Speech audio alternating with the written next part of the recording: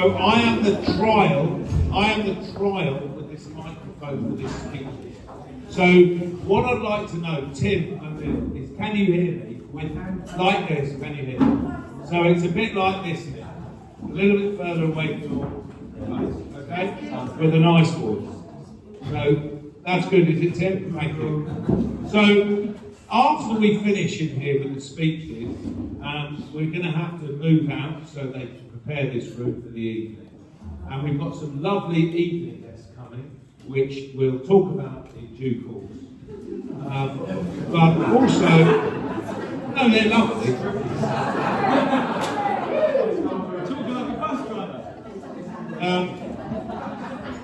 Don't forget that you've got your tokens to use at the bar. Don't forget that I haven't mentioned that there is a booth for photographs. Now, that booth for photographs is really important to Nick and Beth, so to mark the occasion, see you in your fineries and on a little bit hammered later on maybe or whatever. And also there is a guest book, isn't there, Beth? That Beth and Nick would love you to sign. And it's really nice to sign that guest book if you can before you leave. Stick in the photos. Particularly, yes, stick the photos in from the photo booth in the guest book and write a comment. Is that right? That would be amazing. If you could keep your photos in the photo booth respectful, that would be great.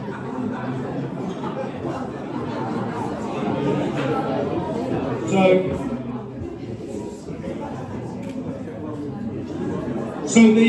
that only leaves me to introduce you to tonight's speeches, but I thought it'd be quite fun to just find out in the room before we move on to that, because we've been at a wedding today and it has been absolutely exquisite. The whole ceremony has been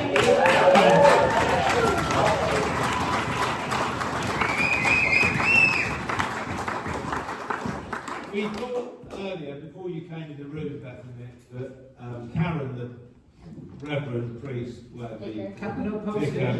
we almost thought she was emotional when she started we wondered if that was really happening. Yeah.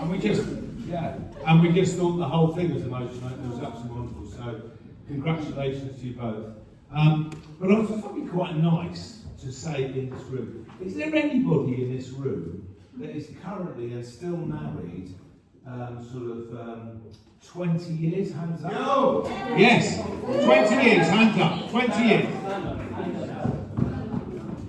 30 years, 30 years, 30 years.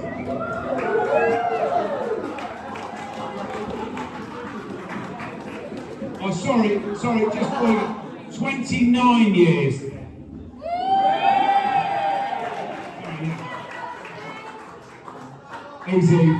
Easy, Badger. 35 years. Oh, stand up, 35 years. Stand up, 35 years. Stand up. Oh, brilliant. Absolutely world class. And funny enough, I went to one of those weddings 35 years ago. In fact, two of those weddings 35 years ago. Yeah, two of them. 38 years. Hands up. 40 years. 40 years. 40 years.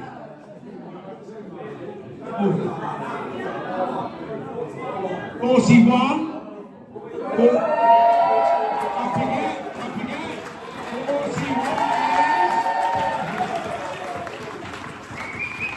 41 years.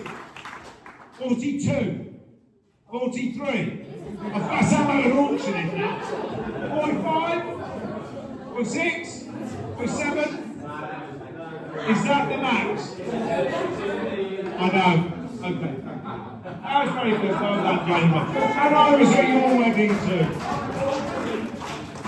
So, that leads me nicely into a very, very looking forward to a very long life together. And that leaves me to the groom today. Nick, over to you.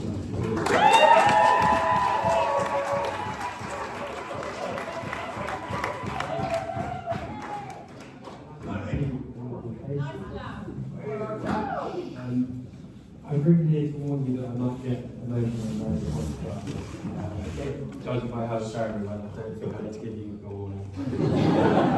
If I do start going, please just stick with me as I'm going to do my best to get through this.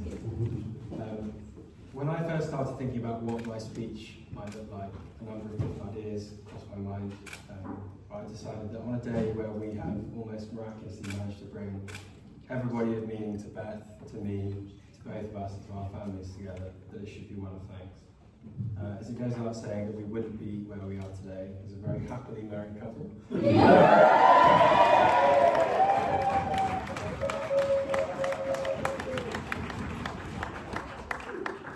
Without the constant support of so many of you. Of course, the biggest thank you today must go to all of you for making the effort to be with us on what's such a memorable occasion.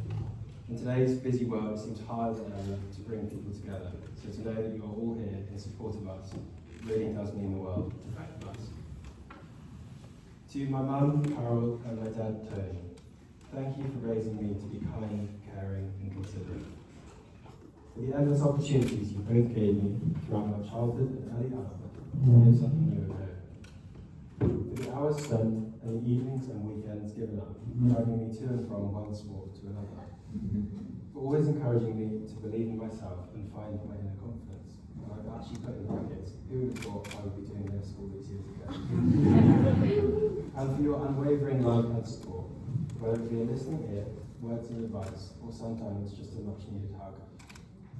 Most importantly, thank you for welcoming Beth into our family with open arms.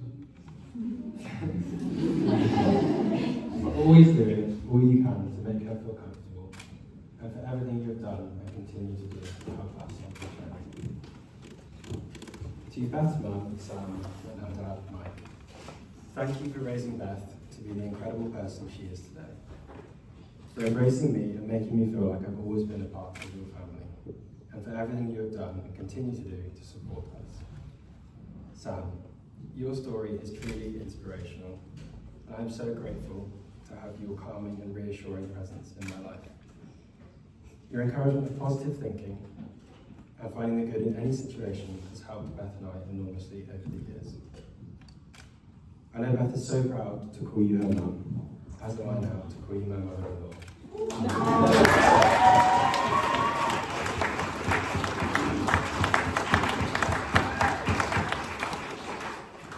Mike, aka our Chief of Wedding Day Logistics. Without your generosity over the years, I wouldn't have been able to create some of my fondest memories with Beth. So for that, I'm eternally thankful. Your desire to help us navigate life and the guidance you have given and continue to give us is so appreciated. I know Beth feels lucky to have you as a dad, which is a sentiment I am now honoured to share. Thank you, Nick.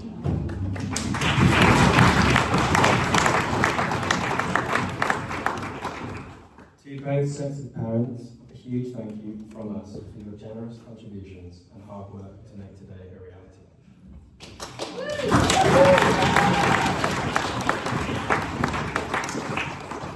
To Beth's bridesmaids, you all look absolutely amazing. Thank you for being there for Beth throughout and for planning what sounded like a brilliant end for her in Mallorca. You all made her feel so loved on that trip, and I know she will be forever grateful. To my groomsmen, my brother Tom, and my close friends Mike.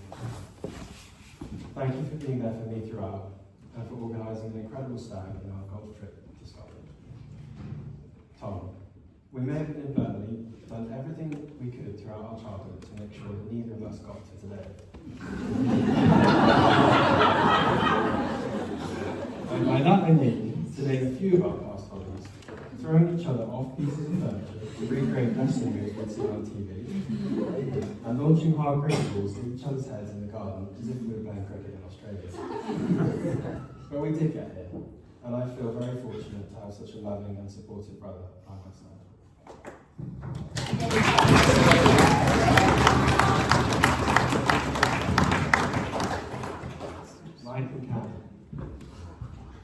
someone had told all three of us back in junior school that in the future we would both be groomsmen at my wedding, I'm not sure we would have believed it. What many of you won't know is that I was actually in a different class to Mike and Karen in junior school, which also meant that we were on opposite teams in the fiercely competitive and often brutal lunchtime activities of British Bulldog and Naval. However, since putting our rivalry aside, when we all started at the same senior school, we have become great friends, and I'm so thankful to have you both in my life.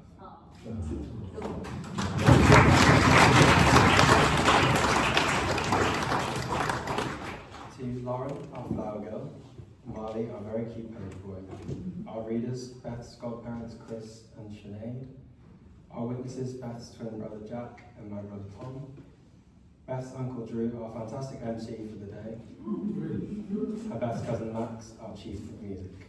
Thank you to all of you for all playing your part in making today such a special day. And last, but very much not least, to my beautiful wife, Beth.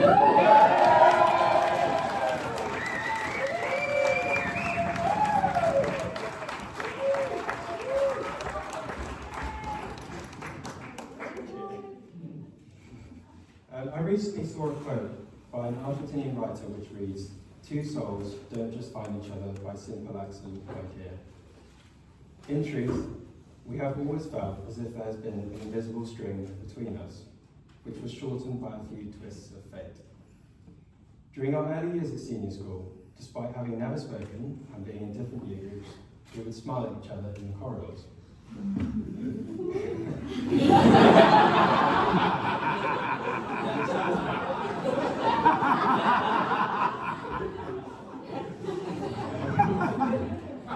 Then, in November 2011, we both went on a school geography trip to Iceland, and the first night became our first twist of fate, as we were put on the same quiz team. From then, and for the rest of the trip, we developed a good friendship, so much so that on the final night, when most of the group were outside watching the Northern Lights, we chose, except Mike, because he was watching a program about squirrels.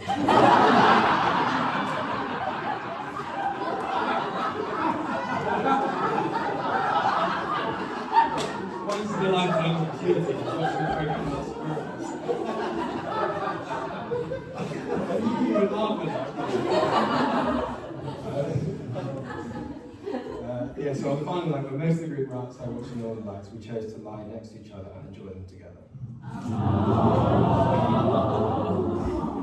A few years then went by until we reached December 2013, and our next twist of fate, Beth and Jack's 18th birthday party. One night in the run-up to this, I messaged Beth to ask if her friends could come to the party. And it turns out she was also planning on messaging me on exactly the same night to ask who she should invite from my year group. We started talking, and my attention then turned to a small gift I could get Beth for her birthday. I spent days thinking about it, until one of Beth's friends told me that there is only one gift I could get Beth to win her over. I listened nervously, wondering how much it was going to cost me. But as it turned out, it was really rather simple. Dairy milk chocolate.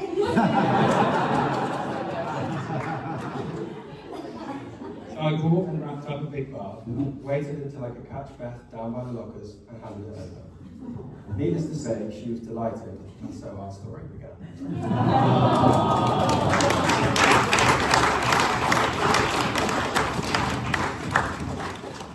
Fast forward 10 years, and after a few hints had been dropped, I decided that the time had come to propose to Beth, and that I would do it on our 10th anniversary. I had everything planned out. I had asked Mike for his permission, and as we were away in Thailand at the time, I had bought a temporary ring and ring box. We were staying in a hotel in a beautiful place called Phang Nam Bay at the time, and I had booked a table on their terrace overlooking the bay for dinner. However,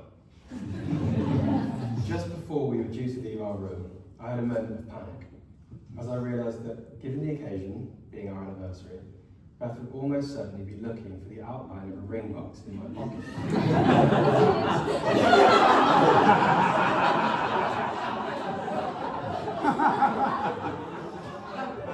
I had nowhere else to keep it.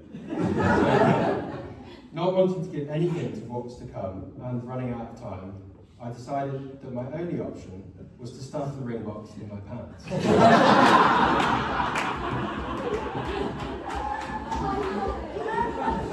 No bother. I thought, it won't be for long, as the walk to the terrace is only a few steps.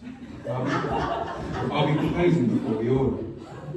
Shortly after, I realised that the saying, even the best laid plans go awry, really is true, as rain suddenly started pouring and the terrace was closed. Instead, the restaurant manager said that we could have a covered table on the balcony, and that we would just need to walk up the slight hill, through the full restaurant, up some stairs, and along a corridor. Thankfully, Beth accepted my polite gesture for her to walk on first. She was blissfully unaware of me waddling over as the ring box moved around in my hands. Despite the rain, the change of plans, and the fact that the ring box spent far longer than I had originally anticipated in my pants, it was still a lovely moment, and one that we will both cherish forever.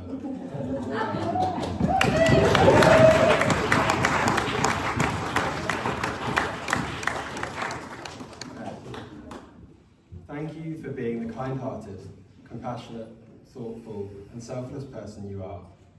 For your unconditional love, for always believing in me and making me feel like I can do anything, for being there for me through the twists and turns, and for the endless laughs and the many amazing memories. I feel incredibly lucky to call you my best friend, and to share so many hobbies and things with you. From our love of / obsession with Sam Fender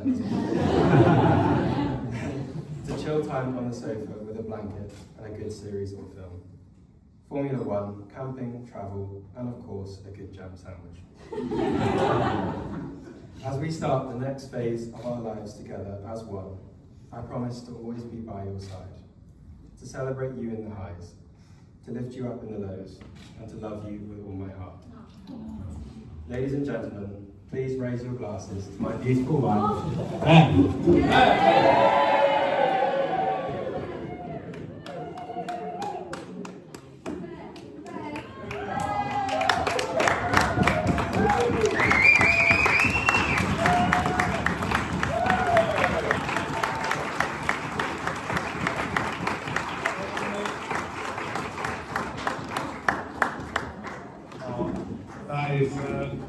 What a fantastic speech from Nick there. I'm not sure about Mike and his squirrels.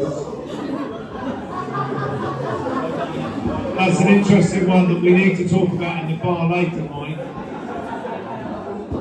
And also Beth, is it right that chocolate should go, dairy milk chocolate should go in the fridge or the freezer or plain?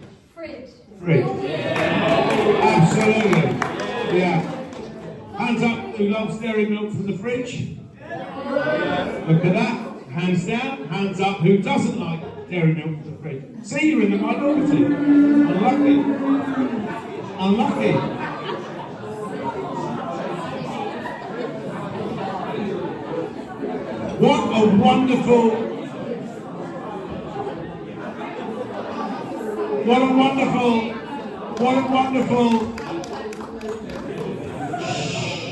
What a wonderful speech that was from Nick. Thanks, Nick. I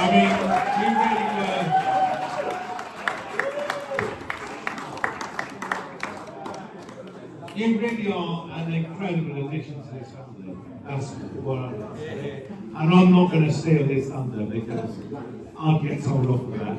So there's a lot I can say about you, but I'm not going to steal his thunder. Thank you for that. So, are we ready, Sam? So, we're now going to hear from mother of the bride, Sarah.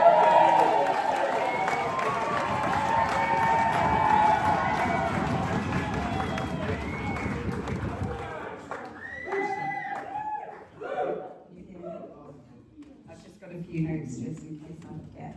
So first of all, to say thank you for everyone for coming. There's so many special people here that I love very much, and new people that I've met, and new family members, so it's just amazing to see you all, so thank you for coming. And I'm very sad that my parents couldn't come, but there's a bit of them that is here today.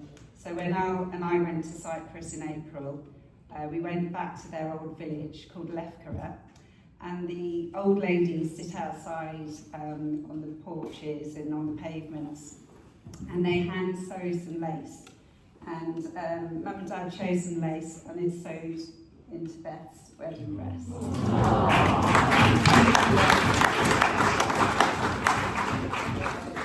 So just go and have a look at that. So there's a part of them that's here with us today.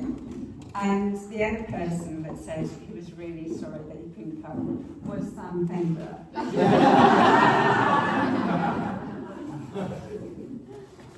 And he had a message for you, and he wanted you to open that for you. Come on, open it, yeah. He said he was so excited because these are his super fans, and he took a picture of them when they were at his concert. So this is Sam Fender, part of that. We made it on his Instagram rooms.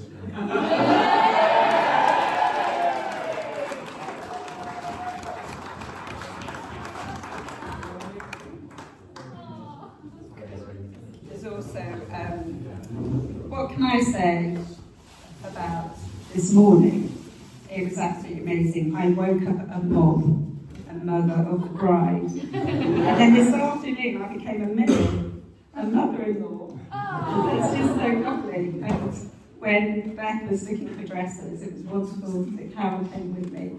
And we had little wooden spoons and we both said yes to the dress. And you can all agree with me how fantastic that is.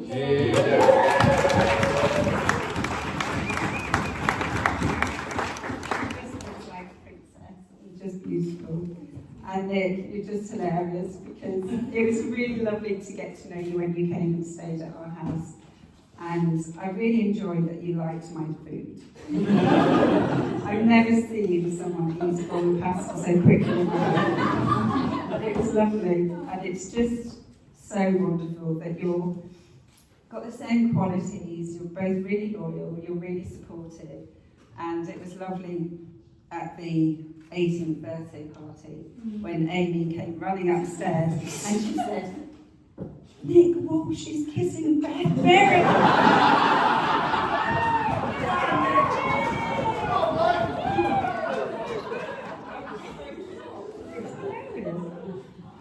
And about Beth, so when Beth was born, being a twin, Jack actually stole a bit of her food. She was a bit smaller than him. And she weighed £2.12. And Jack was being taken care of because he was a bit blue. He's all right now.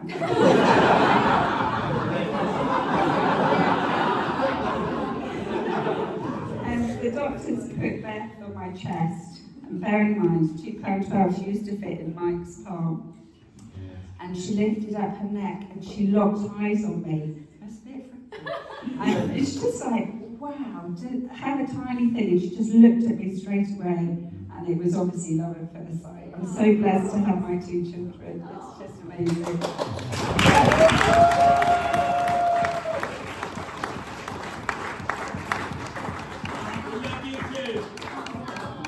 I just wanted to say thank you also to all the mothers out there that helped look after Beth when I wasn't able to. So Charlotte and Christine down the bottom, and Michelle's and aunties, and you know who you are, so, and you, thank you.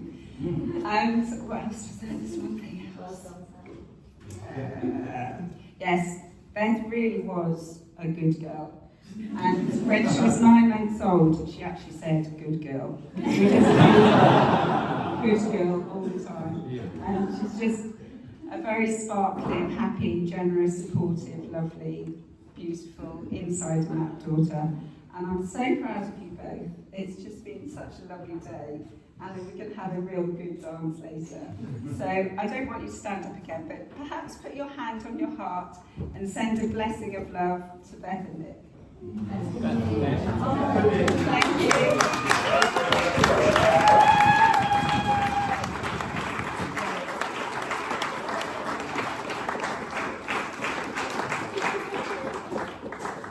fantastically. Thanks, Sam. That's superb. So, sometimes weddings can be emotional, sometimes they can be full of absolute joy. So I've got a little something here that shows us all for a second. So we've got my mum here, Liz. So she is Liz Merrin. And then over here we have my auntie, which is Auntie Susan O'Neill. So this is the two sides of our family. So Merrin and O'Neill. So they're sisters. And their mother was called Nuke. To us, she was called Nuke, N-O-O-K.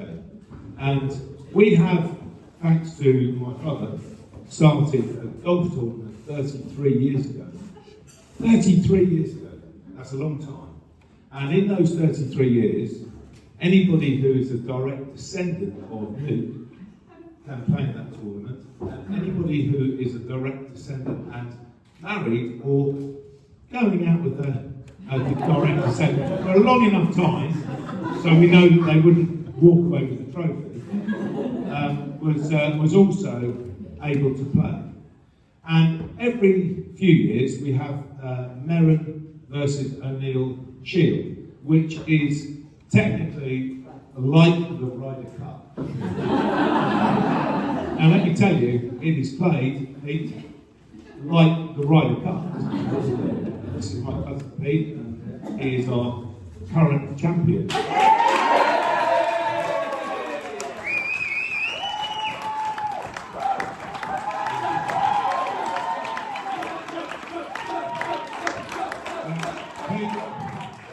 Pete unbelievably won the tournament this year, and he is our current champ, and obviously everyone's thrilled about that for Pete.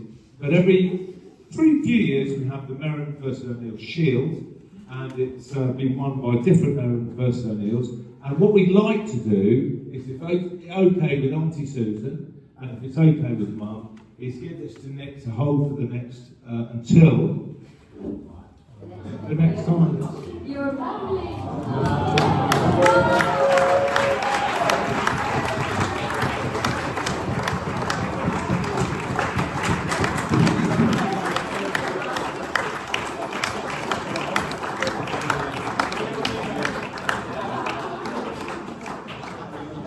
You can hold that until the next time round.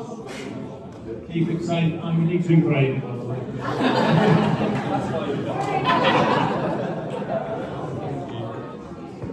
Alright, so it's always an emotional one, I've told you. So now it's time to hear from the father of the bride, my brother, Mick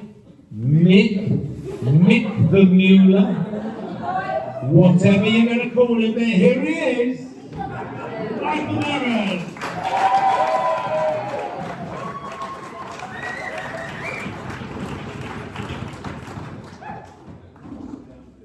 Thank you, Drew Boy, Andrew, Andy, whatever you want to call him. Salim. Good afternoon, everyone. Unfortunately, unlike Sam, I have a prepared script because my memory is clearly nowhere near as good as yours.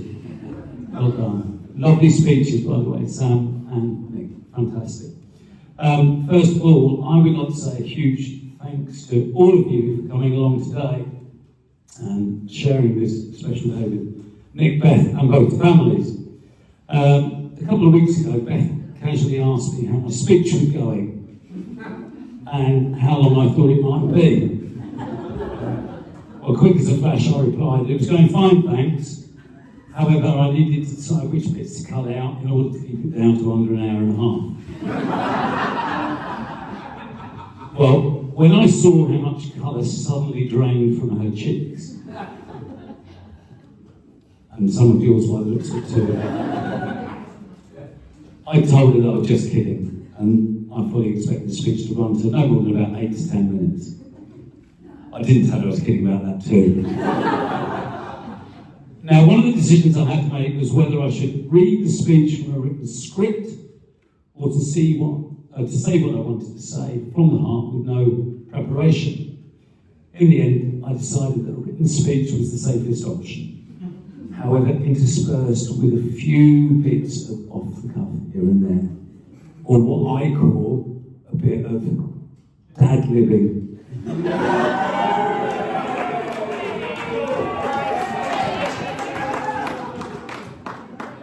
All right, calm down.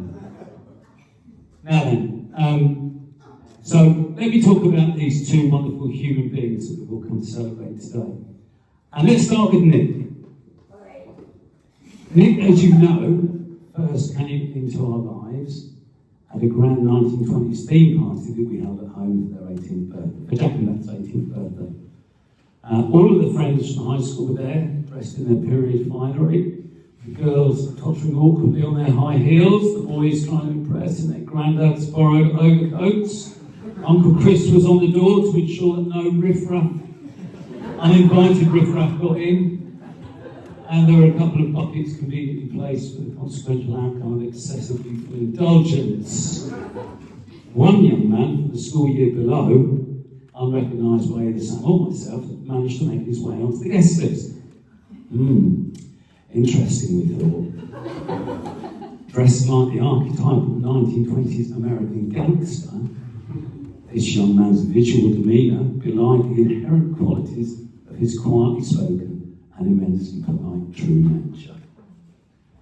And so apparently, somewhere in the recesses of that darkened room that we turned into a speakeasy cum casino for the night, Beth shared a first kiss with the young gangster, who turned out to be called Nick Walsh.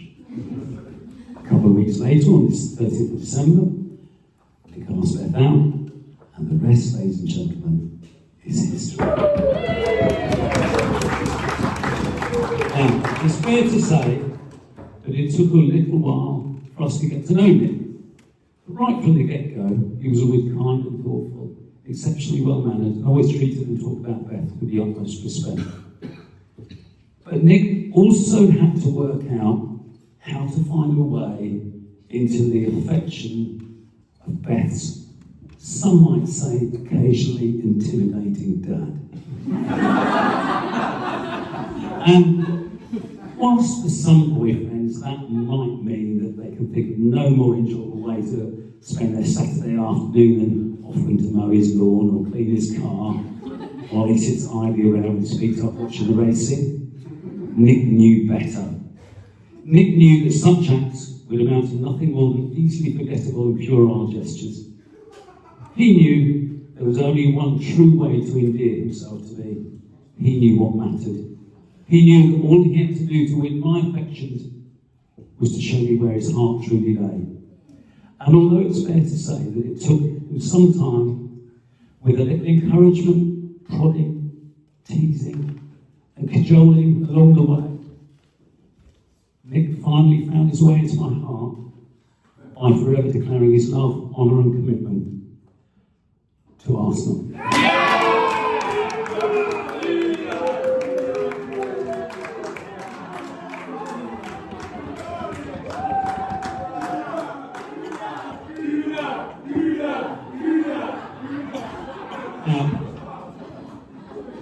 I should at this juncture point out that Nick was not Beth's first love. In fact, I think it's fair to say that Nick actually rather stole her heart from another that she was already in love with. For many, many years, she and this chap were completely inseparable, and he even came on most holidays with us. But despite Beth somewhat pushing him to the side once Nick came on the scene, he's always remained truly loyal to Beth, and it wouldn't be the same to today's proceedings without him being here and playing his part in this very unique celebration. You know who I'm talking about, don't you? Who is it? Lucky. It's Lucky. This is Lucky. I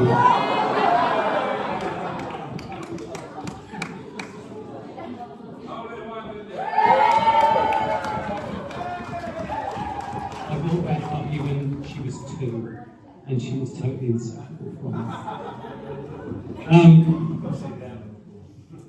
In preparing my speech, I wanted to revisit the moment Nick asked me for Beth's hand. So I went onto WhatsApp, entered Nick Walsh into the search bar, and up came the messages between the two of us. Now, Nick and I very rarely WhatsApp each other directly, do we? And it was therefore easy to scroll back to December 2023 and find his "Can I have a quick chat?" message. But what caught my eye far more than that particular interaction were the two messages either side of it. The preceding message from a few weeks earlier, just after Nick's birthday, says, quote, "Hi Mike, just wanted to say a big thank you for the slippers. They're so nice." Right. All very lovely? No problem. After all, who doesn't like getting a pair of slippers for their birthday? But then, I read the subsequent message, dated 14th of November the following year, which says, quote, "Hi Mike, thank you for the slippers. They're so warm."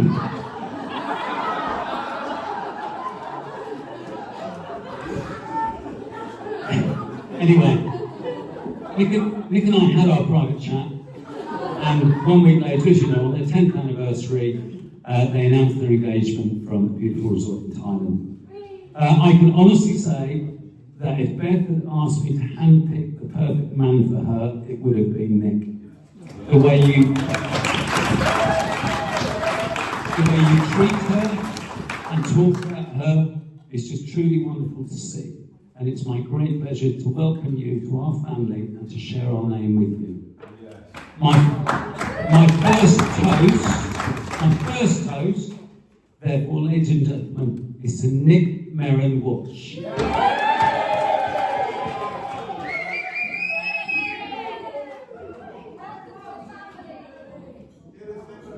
Nick,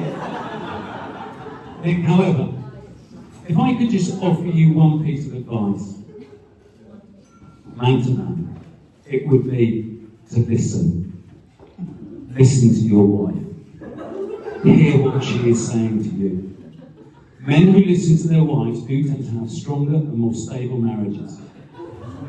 And most of us poor chaps are regularly accused by our better halves of not hearing them, not paying attention, that we've already been told that once before. And worst of all, that we haven't listened to a word that she's just said. But I have to tell you, ladies, that this simply is not true. It has now actually been scientifically proven that, believe it or not, we men hear up to, sometimes as much as 30% of what we say. So, make sure to listen in. And one last thing, what colour slippers do you want this week? Blue. Okay, my second toast is to Nick's parents. Not only have Tony and Carol very generously contributed all the drinks to this wonderful day, and may I say, what a superb choice of wine and champagne.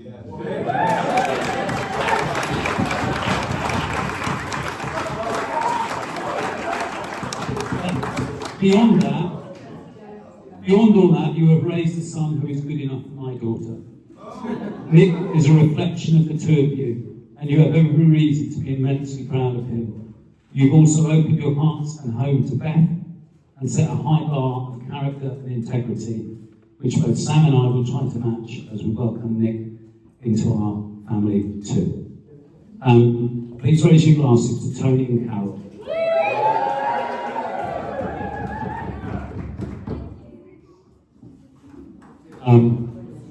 Okay. Before I talk about Beth, I'd like to say a few thank yous. And I'll run through these very quickly. It's bridesmaid Sophie, who signed all the artwork on the invitations and the order of service. Fellow bridesmaid Rosie, who made producing such a fun hen party video earlier in the year. My brother Drew for doing such a great job as MC so far. And to all the bridesmaids, flower girl, page boy, and groomsmen, for doing your part in making today such a wonderful and joyous occasion. Lastly, I would like to thank Beth and Nick themselves for contributing all the transport, the order of service, and for all the hard work and planning you both put to make it today such a special day. Beth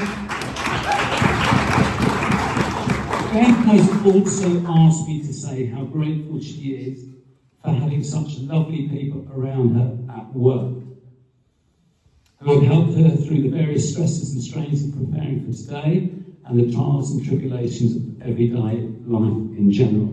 So in the far corner there, Emma, Jackie, Kate and Amy, thank you all on Beth's behalf.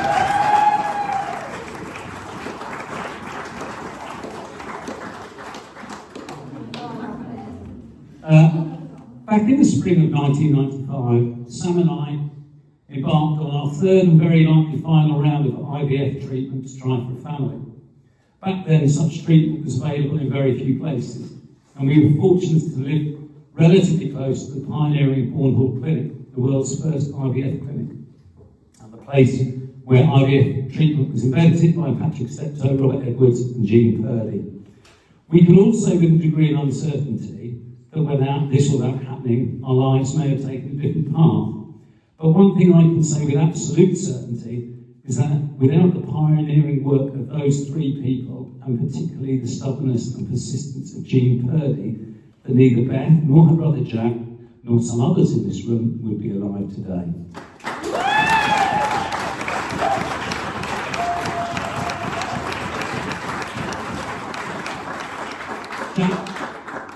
Jack and Beth arrived 6 weeks premature. Jack, a mighty little man at 4 pounds 4 ounces, and Beth with her perfect doll-like features weighing just 2 pounds 12 ounces. However, 7 weeks before that amazing day, Sam had started to go into a preterm labour. Given how small they eventually were at birth, it's very unlikely they would have survived had they been born at just 26 weeks. Sam was rushed to Northampton General Hospital and was given medication to allow their tiny lungs to develop and to suppress the labour. And there she remained in a small room for the next 49 days before eventually giving birth to our beautiful twins.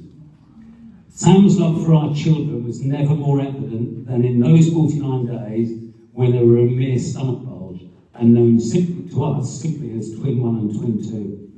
And I would like to toast you, Sam, for everything you went through to bring our two amazing children into the world and for your ongoing commitment, dedication and love for them. So please join me in a toast for Sam.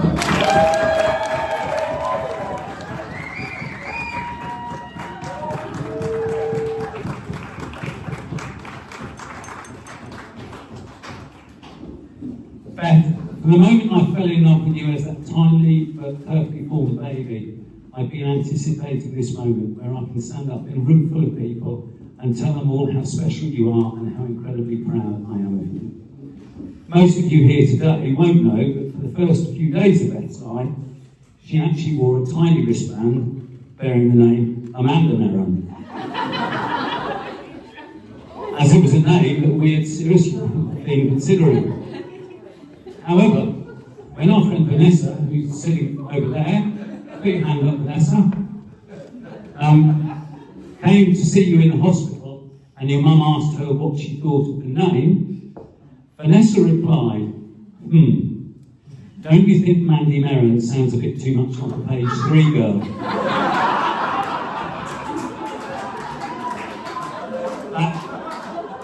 That put an end to that.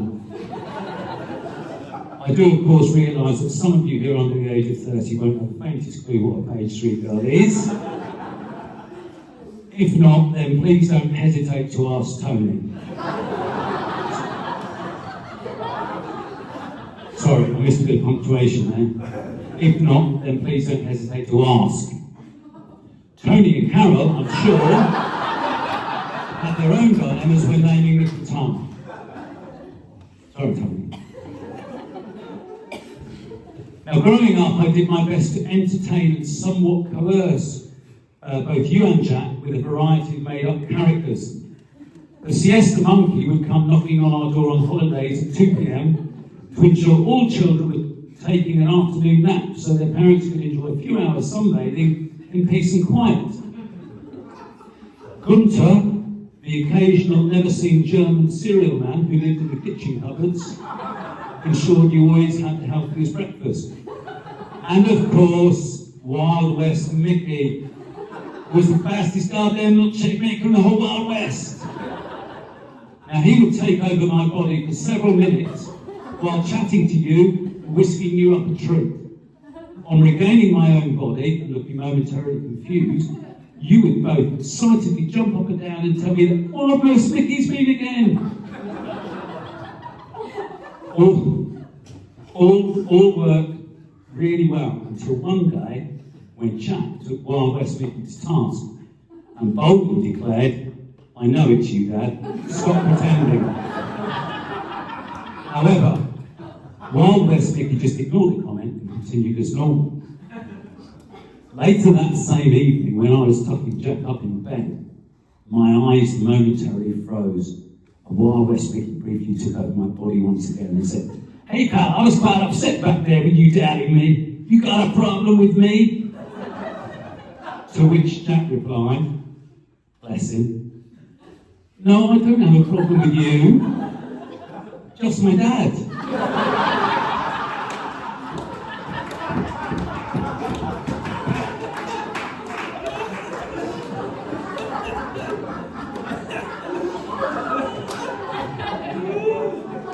Do you remember that, Jack? No. I realised, however, at that point that Jack and Beth had probably outgrown those make-believe characters, and they were thereafter all sadly parked into the distant memory for good. I wish I could say the same for the scariest character from my own childhood, the child catcher from the Chickadee Bang Bang. Not only did he scare the wits out of me at the tender age of 6, but when a few months later our family moved south from Lancashire to Bedfordshire, my dear mum, who sat down there, told me that I better behave when we moved to Leighton Buzzard because the child catcher actually lived in the neighbouring town.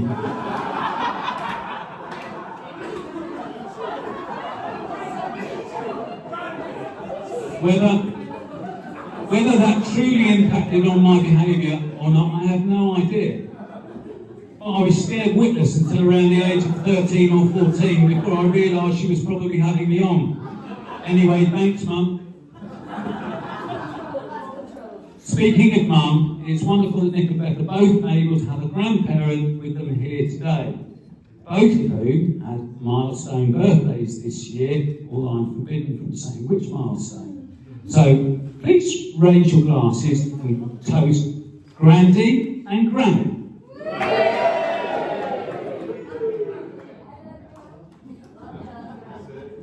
I think we should also toast those that would have been here today but are unable to join us, either through failing health or all those who've sadly gone before us.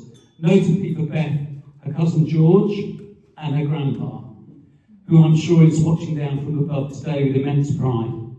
Beth especially saved some of the money he left her 10 years ago to buy the wedding shoes that she's wearing today.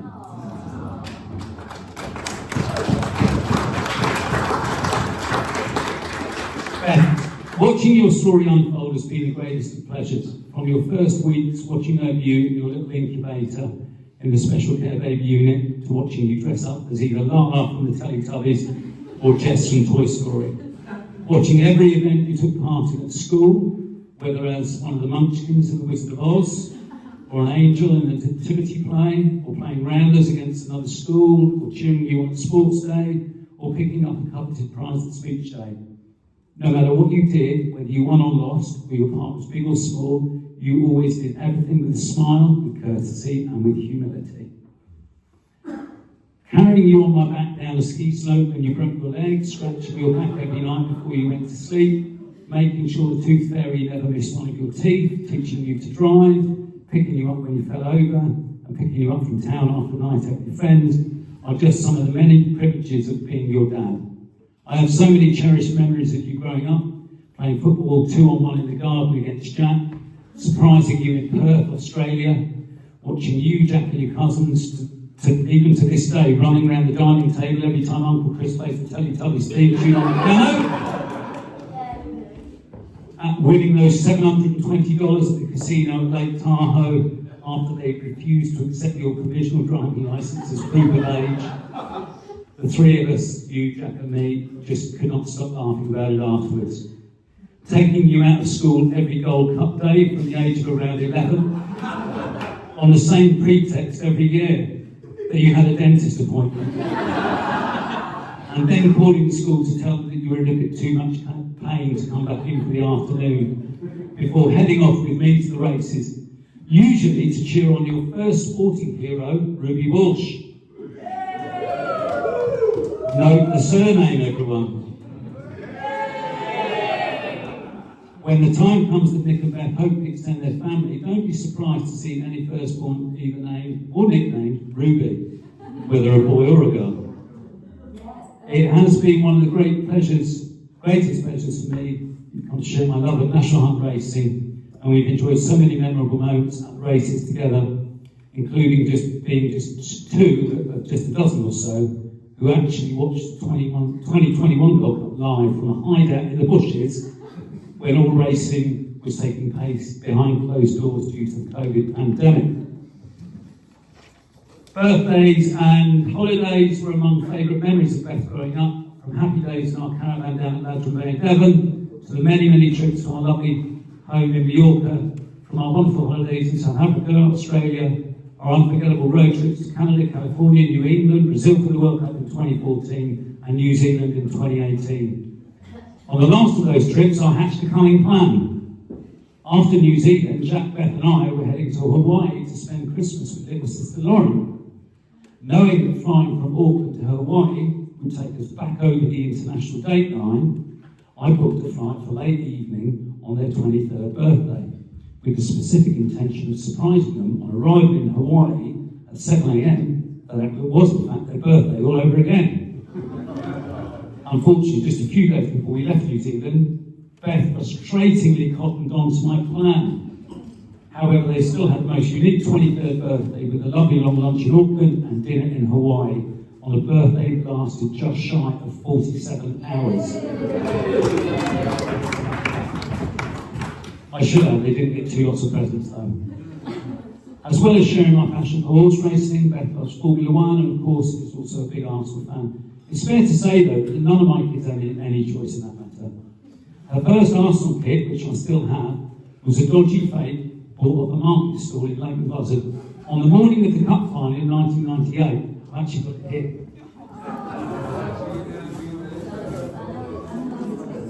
There it is.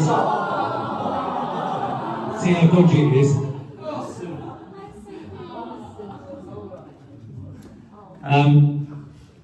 Whilst Uncle Drew and I went off to Wembley to watch Arsenal beat Newcastle, Jack and Beth watched on TV in their brand new kit at their Newcastle-loving grandparents' house. Sorry about that, Mum. I first took them to a live match away to Everton in February 2002 at the tender age of just 6. It was a scrappy affair in blustery conditions, with Arsenal just edging a vital 1-0 win. In the car on the way home, I asked them both what they thought of going to a live game. Jack replied, "Well, there's a lot of singing, but it was mostly boring." A bit like going to church, really. Growing into a young woman, Beth was never any problem to us as parents. Although somewhat shy and reserved, she always had a little stub in the street.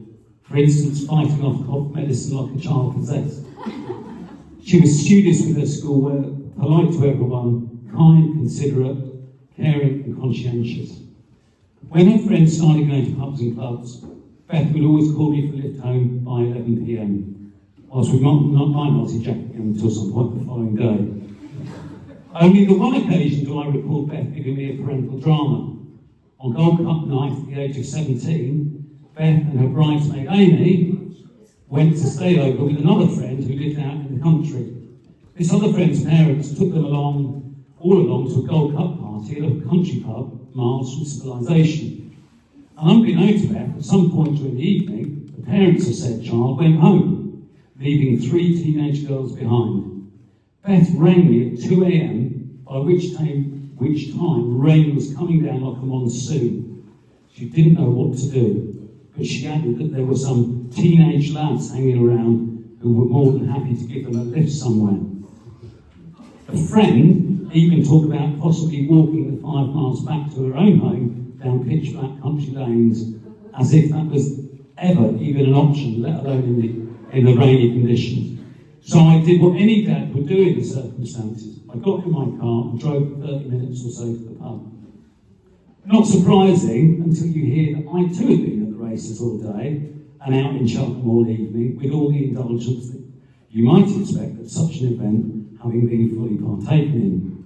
Whilst thankfully I'd been on water for the last couple of those hours, it would still be fair to say that had the police stopped me in my car, they literally would have thrown the key away. But that is what dads do, especially for their little girls. There is literally nothing I wouldn't have done to keep you safe.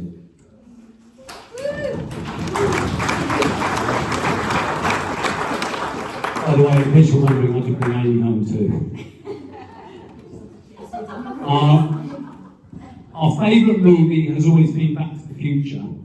And how much would I give to go back in time 25 years and just for a few minutes feel your little hand in mine when I was your real-life superhero.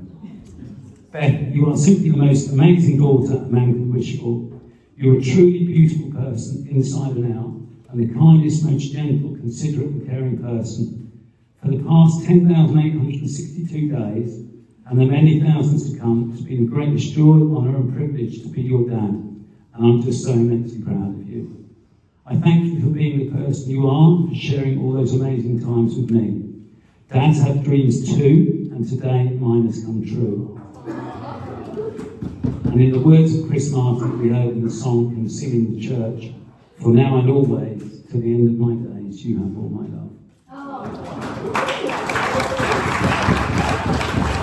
Please join me in the toast of my beloved daughter, Beth.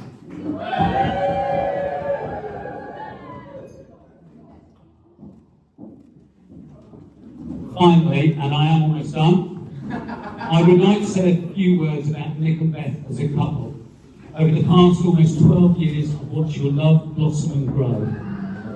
What impresses me the most is the way you giggle together, sometimes at the most silly of things, and the childlike enthusiasm for life that the two of you share. Cherish that, nurture it, and don't ever change. Choosing two charities for wedding gifts is a shining example of your shared humility, respect for others and caring natures. Look after each other today, tomorrow and always, and you will for sure enjoy a lifetime of shared happiness. And whether or not you are blessed with children, never forget that the two of you are a team. May all your days be filled with laughter, optimism, prosperity and contentment. And if you could all please just stand up one more time and raise your glasses to the new Mr. and Mrs. Merrill-Walsh.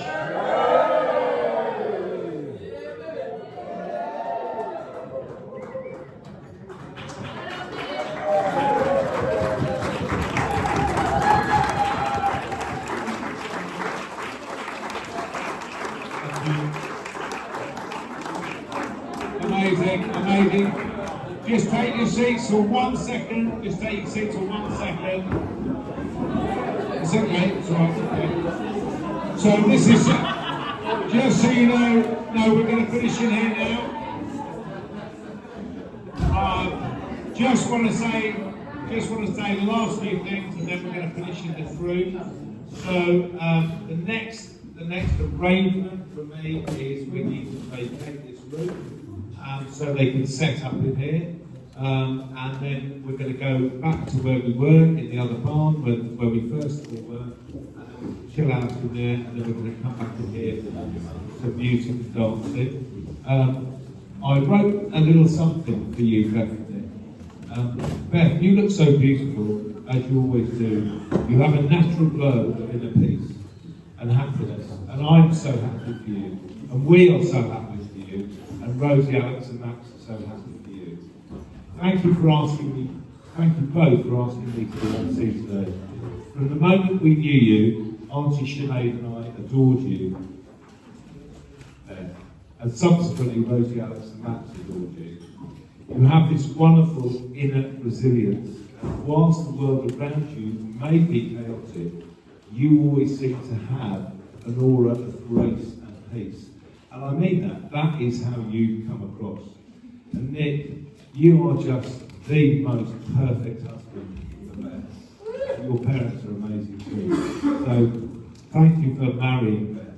We're now going to leave this room. We need to exit. We need to go across the other place. And then we'll have a little bit more for you later on. Thanks very much, everyone.